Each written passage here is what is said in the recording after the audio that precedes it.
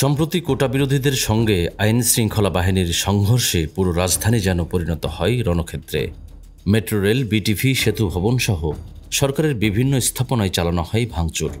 সহিংসতায় প্রাণ হারান প্রায় 2 শতাধিক মানুষ।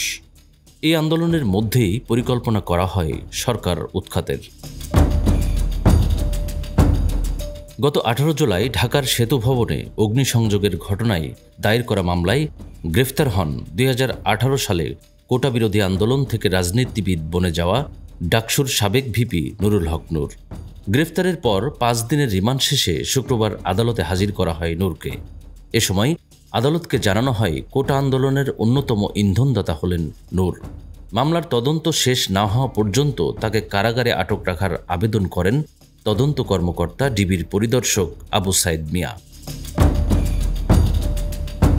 আবেদনে বলা হয়, ভিপি নূর কোটা সংস্কার আন্দোলনের সমন্বয়ক সার্জিস আলম, হাসনাত আবদুল্লাহ ও আসিফ মাহমুদের সঙ্গে যোগাযোগ করেন।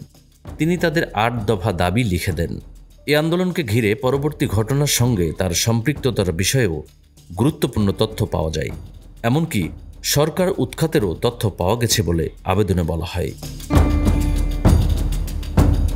গত 18 জুলাই চলমান কোটা সংস্কার আন্দোলনে অংশগ্রহণকারী অজ্ঞাতনামা 250 থেকে 300 জন নাশকতা করার লক্ষ্যে দেশীয় অস্ত্রশস্ত্র, লাঠিসোঁটা, ইটপাটকেল নিয়ে সেতু ভবনে হামলা ভাঙচুর চালায়।